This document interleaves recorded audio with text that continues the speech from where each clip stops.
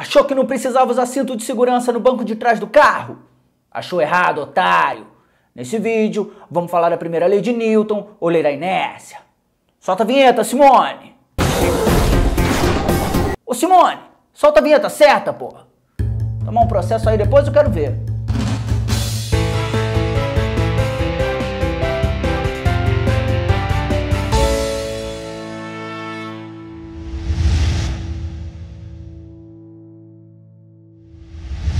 Muito bem-vinda ao canal Defina. Eu sou o João Ricardo Oliveira e se você é uma dessas pessoas que acham que cinto de segurança serve para evitar multa, você está redondamente enganado ou enganada. Cinto de segurança serve para evitar que você morra. E como esse vídeo pode salvar a sua vida, eu acho que ele já vale um joinha, né? Clica aí embaixo, se inscreva no canal caso você ainda não tenha feito isso e, mais importante, clica no sininho para não perder sempre que sair vídeo novo. Vamos falar sobre a primeira lei de Newton, ou lei da inércia. Antes de mais nada, nós vamos começar definindo o que é inércia, depois nós vamos ver os dois casos que representam a inércia e aí sim, no final, nós vamos montar o enunciado formalzinho, bonitinho, explicadinho da primeira lei de Newton. Vamos lá? Para começar, uma definição de inércia: manutenção. Não, mas não é esse tipo de manutenção. Quando eu digo manutenção, eu quero dizer não mudança, eu quero dizer permanência. Tanto é verdade que um outro apelido, além de manutenção para inércia, esse apelido já um pouco mais formalzinho, um pouco mais acadêmico, é justamente equilíbrio. Então, estar numa situação de inércia significa estar numa situação de permanência, estar numa situação de manutenção, significa manter uma situação inalterada. Existem dois estados que representam a inércia. Um deles é bem intuitivo, todo mundo lembra, o problema é o segundo, que pouca gente se liga nele. O primeiro estado que representa a inércia é o repouso. Lembrando que a classificação de repouso ou movimento em relação a um corpo não é uma classificação absoluta, é uma classificação relativa. O que significa isso? Se ela é uma classificação relativa, quer dizer que essa classificação depende de um outro corpo que nós vamos usar como referencial. Então a gente nunca pode dizer em termos absolutos que um corpo está em repouso ou em movimento. A gente pode dizer que um corpo está em repouso ou em movimento em relação a um determinado referencial. Por exemplo, se você está sentado ou sentada dentro de um ônibus, esse ônibus está andando na rua, você está em repouso ou movimento? A resposta padrão para esse tipo de pergunta é: depende. Depende do quê? Do referencial. Se você usa como referencial um poste lá na rua, lá na calçada, você diria que está em movimento em relação a esse referencial. Por quê? Porque à medida que o tempo passa, sua posição em relação ao referencial muda. É justamente essa a definição de movimento. Estabelecido um referencial, se à medida que o tempo passa, a posição de um corpo muda em relação a esse referencial, então esse corpo está em movimento. Agora, se nós mudarmos o referencial, se não for mais o poste lá na beira da rua, se o referencial for o motorista do seu ônibus, você diria que você está em repouso em relação a esse novo referencial. Por quê? A razão é a mesma. À medida que o tempo passa, a sua posição em relação a esse novo referencial, que agora é o motorista, não muda. É isso justamente que configura um estado de repouso. Então, depois que você estabelece um referencial, se você chega à conclusão que o corpo que você está analisando está em repouso em relação a esse referencial, você pode dizer que ele está na inércia. Por quê? Porque o tempo está passando e a posição dele não muda. Ele está mantendo o estado dele. É um estado de manutenção, é um estado de permanência, é um estado de equilíbrio. Equilíbrio estático. Então, equilíbrio estático é um termo bonito, metido à besta, para um corpo em repouso, um corpo parado. Equilíbrio estático é a mesma coisa que repouso e é um dos casos de inércia. Então lembra que eu falei que eram dois casos que representavam a inércia? O primeiro, que é esse que a gente acabou de falar, que é bem intuitivo. Agora vamos falar do segundo, que é um pouco mais complicado. Vamos lá. Eu fiz um outro vídeo, vou botar o link na descrição aqui, falando sobre grandezas físicas. Naquele vídeo, se você assistiu, se não assistiu, te aconselho fortemente a assistir. Eu disse para você que velocidade é uma grandeza física vetorial. Uma grandeza do tipo vetorial quando ela é representada por três características que são módulo, direção e sentido. Portanto, só tem lógica você dizer que uma grandeza vetorial permanece constante se as três características dela permanecerem constantes. Então imagina que uma pessoa faça uma viagem do Rio de Janeiro a São Paulo e o tempo todo durante a viagem o velocímetro dele marcou 80 km por hora. Nunca marcou mais, nunca marcou menos do que isso. Sinal estava fechado, 80 km por hora. Cruzamento, 80 km por hora. Tem a velhinha atravessando 80 km, atropela 80 km por hora. Ele não sai de 80 km por hora, nem para cima nem para baixo. Ele mantém o tempo todo esse valorzinho lá no velocímetro dele. Podemos dizer que a velocidade dele permaneceu constante na viagem inteira? Não, cuidado! A princípio pode parecer que sim, mas a gente está falando do valor que está no velocímetro. O valor que está no velocímetro é o módulo, númerozinho, da velocidade. Apenas uma das 3 características que compõem a velocidade. Esse carro numa viagem do Rio para São Paulo, é lógico, é fácil você imaginar que em vários momentos ele vai fazer curva na estrada, né? Não é uma reta só. Se ele faz curva, isso significa dizer que, segundo a característica do vetor, a direção da velocidade, vamos lembrar que direção é a reta que serve de suporte para o vetor, a direção mudou. Se uma das 3 características da velocidade mudou, eu não posso dizer que ela é constante. Então estaria errado dizer que essa velocidade permaneceu constante. Dito isso, vamos tentar entender o que significa um movimento retilíneo uniforme.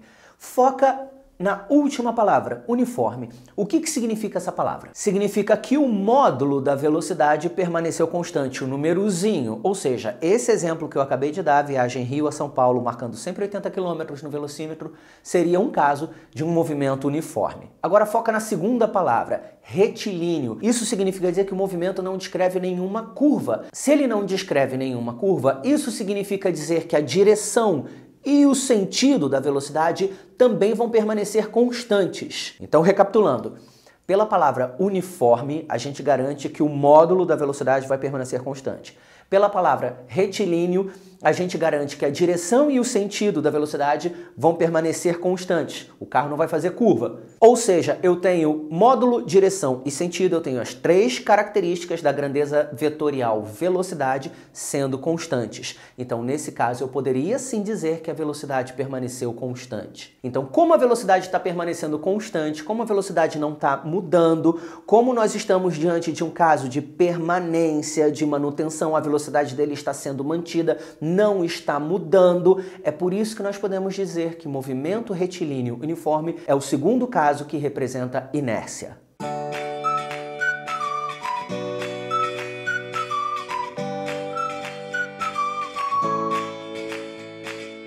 Então, resumindo, repouso e movimento retilíneo uniforme são os 2 casos que representam inércia. Porque nos 2 casos nós temos manutenção, nós temos permanência, nós temos a não mudança. No primeiro caso, a não mudança de posição, e pode-se dizer também que a não mudança da velocidade, a velocidade dele está sendo 0, né, e não está mudando.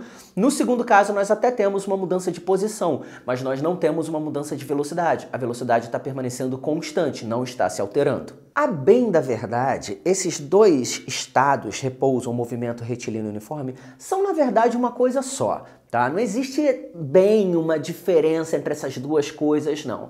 Dizer que um corpo está em repouso ou dizer que um corpo está em movimento retilíneo uniforme vai depender do referencial que você usa. Dependendo do referencial, você vai dizer repouso. Dependendo do referencial, você vai dizer movimento retilíneo uniforme para o mesmo corpo. Ou seja, não existe bem uma diferença entre esses 2 casos, não.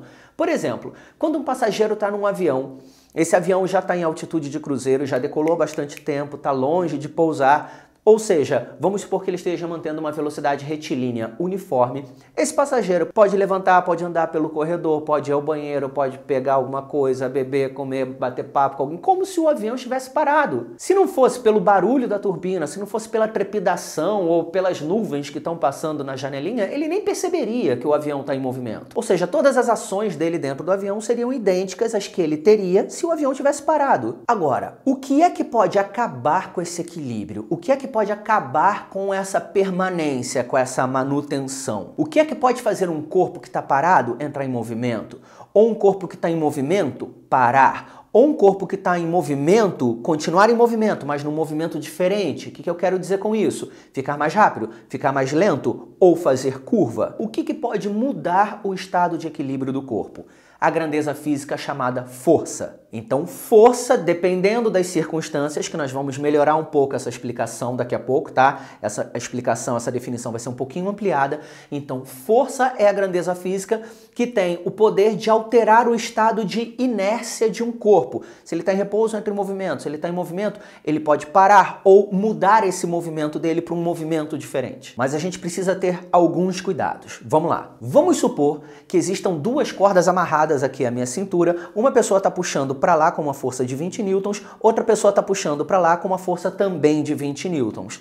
É intuitivo que eu não vou sair do lugar, concorda comigo? Mesmo tendo duas forças sendo atuadas em mim. O que estaria acontecendo nesse caso é que uma força estaria anulando a outra. E se uma força anula a outra, nós podemos dizer que a força resultante que atua sobre mim é zero. E se a força resultante que atua sobre mim é zero, isso dá no mesmo que não haver força nenhuma atuando sobre mim. Ou seja, mesmo que um corpo tenha 130 forças atuando sobre ele, mas se essas 130 forças se anularem, em outras palavras, se a força resultante dessas 130 forças sobre ele for zero, isso é a mesma coisa que não ter força nenhuma. Então, no final das contas mesmo, o que é relevante de fato não é força. O que é relevante de fato é força resultante. E isso sim vai ter o poder de alterar a inércia de um corpo. Mas nós temos que ampliar ainda um pouquinho esse conceito. Vamos lá. Eu vou te contar uma história pessoal, uma coisa que aconteceu comigo no passado, uma coisa que eu tenho uma certa dificuldade até de compartilhar isso, mas vamos lá. Uma vez eu era pequeno, estava andando no carro com meu pai no banco do carona. Nós estávamos numa estrada, quando de repente um menino atravessou a rua na nossa frente, atrás de uma pipa, correndo atrás de uma pipa, uma criança inocente. Meu pai imediatamente pisou no freio do carro, o carro começou a frear, o menino lá na frente, olhando pra gente com aquela cara espantada, e o carro freando, e o menino olhando, e o carro freando, o menino olhando, o carro freando, o menino olhando. Eu percebi que não ia dar pra frear o carro a tempo, a gente ia acabar atropelando o pobre do menino, então disse: pai, calma, eu vou te ajudar. Eu então virei para trás e comecei a empurrar o encosto do banco onde eu estava sentado, na intenção de ajudar a parar o carro. E foi graças a isso que nós conseguimos parar o carro e não atropelar o menino.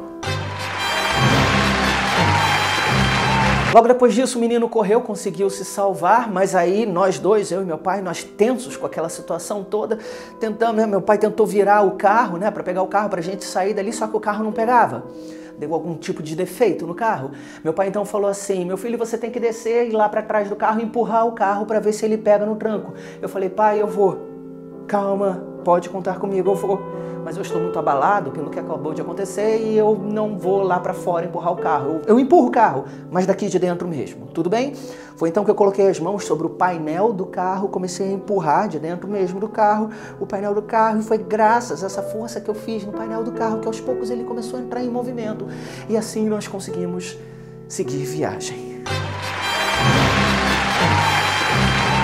É óbvio que isso é mentira, não é?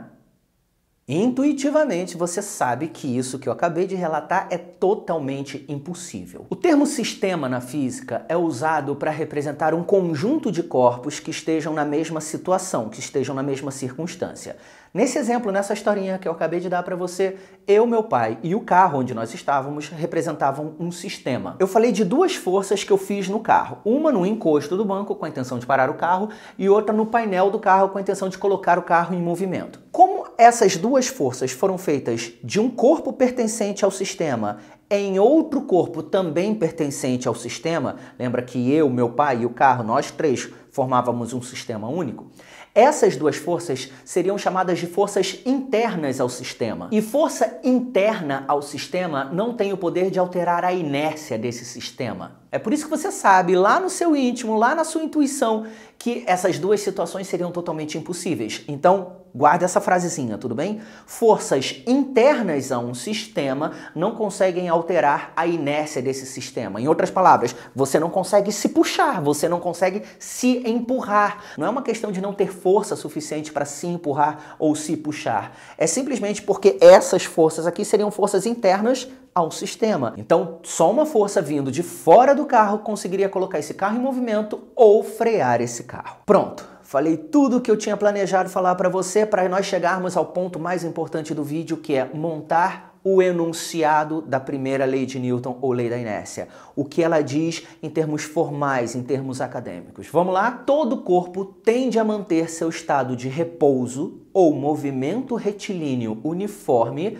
a não ser que atue sobre ele uma força resultante externa. Então, como eu acabei de explicar para você, para alterarmos a inércia de um corpo, para alterarmos a inércia de um sistema, a força que atua sobre ele tem que ser uma força resultante, tem que resultar algo de todas as forças que atuam sobre ele, e essa força resultante tem que ser externa, tem que vir de fora do sistema. Mas no caso dessa força resultante externa não existir, o corpo, se ele está em repouso, tende a continuar em repouso. Se ele está em MRU, se ele está em movimento retilíneo uniforme, ele tende a continuar em MRU para todo sempre, para toda a eternidade. Falando grosso modo, falando português claro, se você está parado, você quer continuar parado.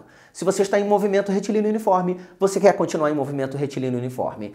A não ser que surja em você uma força resultante externa. E aí eu te convido à seguinte reflexão. Não importa o nível tecnológico a que tenha chegado qualquer montadora de automóveis de qualquer lugar do mundo, por mais avançada tecnologicamente que ela esteja, nenhuma montadora de automóveis conseguiu até hoje a proeza de eliminar a inércia do banco de trás de um carro. A mesma inércia que existe no banco da frente existe no banco de trás. E é para isso que serve o cinto de segurança. Ele não serve para evitar multa, ele serve para evitar que você morra. Porque se você está sentada no banco de trás do carro e esse carro freia pela questão da inércia que eu acabei de falar para você, você que estava em movimento tem a tendência natural de quê? Continuar em movimento.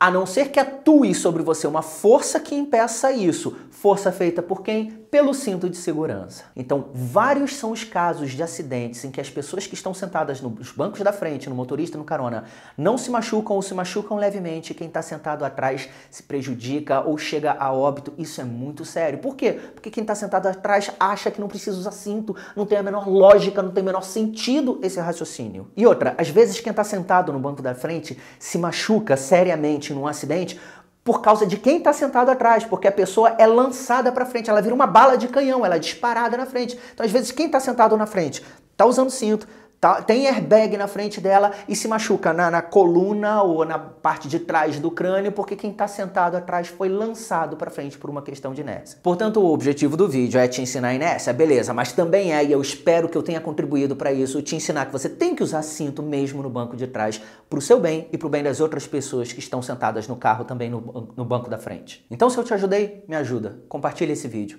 Manda para todo mundo no seu WhatsApp, coloca na timeline do seu Facebook, que isso certamente vai ajudar o canal a continuar produzindo conteúdo de qualidade. No próximo vídeo vamos falar de segunda lei de Newton. Beijos, abraços e até a próxima.